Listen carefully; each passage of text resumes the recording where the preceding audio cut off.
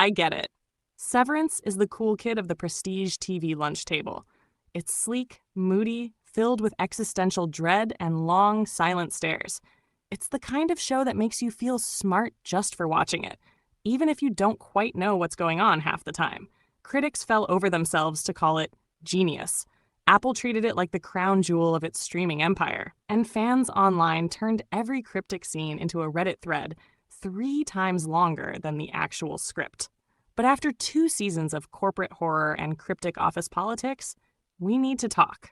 Really talk. Because while everyone was busy losing their minds over Lumon Industries and Keir Egan's creepy book club, Severance might have pulled off the ultimate corporate trick, convincing you it's brilliant while being just pretty good. That's the thing about hype. Once the buzz starts, a show like Severance isn't just entertainment, it becomes homework, a cultural obligation. Everyone has to watch it, everyone has to dissect it, and everyone has to pretend they're on board, even when half the time they're staring at the screen thinking, wait, what exactly am I watching? It's like being in a cult of vibes, except instead of chanting, you're just watching Adam Scott walk down another long white hallway in complete silence. And let's be honest, those hallways are basically the show. The pacing is a torture device. Watching Severance feels like working in Lumon's macro data refinement department. You have no idea what you're doing. It's taking forever. And someone is always whispering about protocols with a straight face. Entire scenes drag on as characters march endlessly through identical corridors, occasionally pausing to exchange loaded glances that suggest something very important, though no one will ever actually say it out loud. Atmosphere is great, but atmosphere without momentum is like eating fog for dinner.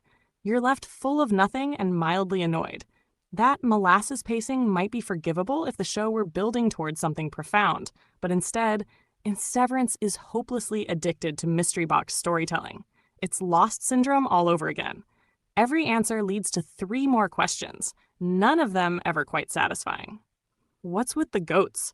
Why is there a waffle party that looks like Eyes Wide Shut but with catering? Who exactly sits on that shadowy board?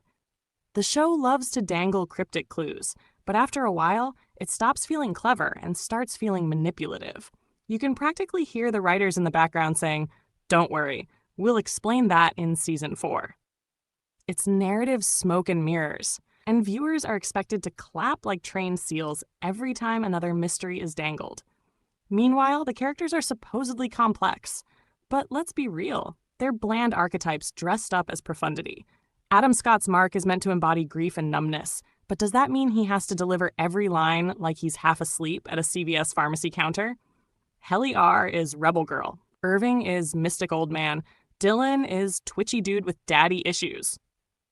Each one is defined by a single personality trait and a pile of quirks. Yet the show treats their moments of rebellion as if they're Shakespearean tragedies. After 2 seasons, they still feel like character sketches pinned to a corkboard. If you're going to spend hours inside the heads of these people, or rather, their artificially severed heads, give them something resembling depth. But the real sin of Severance is that it thinks it's smarter than it is. The premise is undeniably brilliant. What if your work self and your personal self were literally separate people? That's a juicy, provocative setup. It practically begs for a deep dive into questions of identity, autonomy, and what it means to live a full life.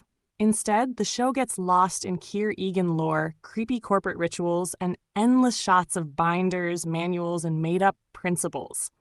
Its world building is wallpaper, impressive from a distance, but hollow when you scratch the surface. If you want real philosophical sci-fi, Black Mirror did it in an hour. The Good Place did it funnier. Mr. Robot did it sharper. Even Westworld, yes, even Westworld managed to squeeze in more actual ideas per episode before it collapsed under its own weight.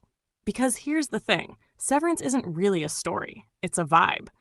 The eerie office lighting, the retro-futurist set design, the minimalist dialogue, the constant sound of squeaking shoes and keyboards.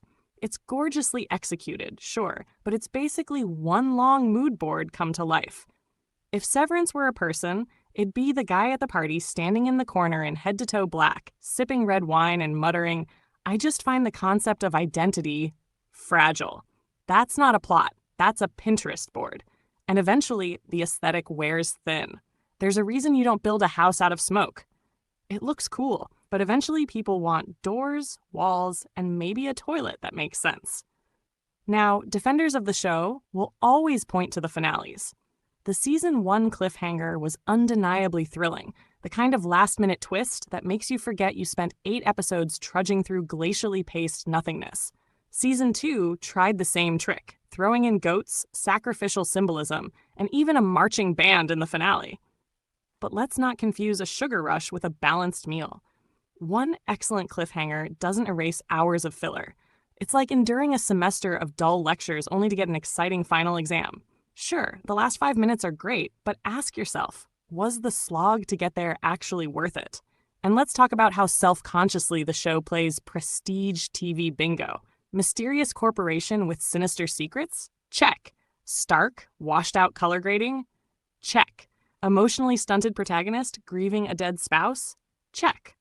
Slow zooms and ambiguous stares? Triple check.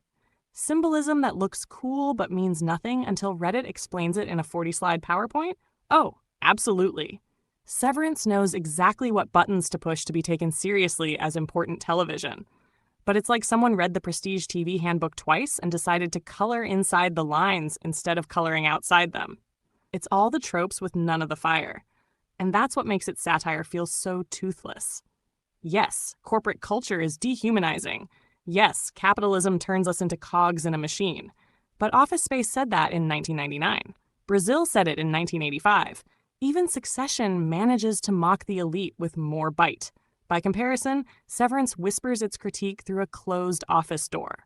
It spends so much time playing with metaphors that it never actually lands a punch, which is ironic, given that the whole story is supposed to be about finding your voice.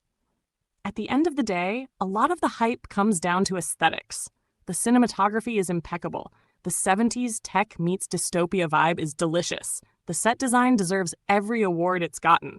But audiences have fallen into a trap. We see the polish, the style, the long silences and slow zooms, and we assume there must be profound writing underneath.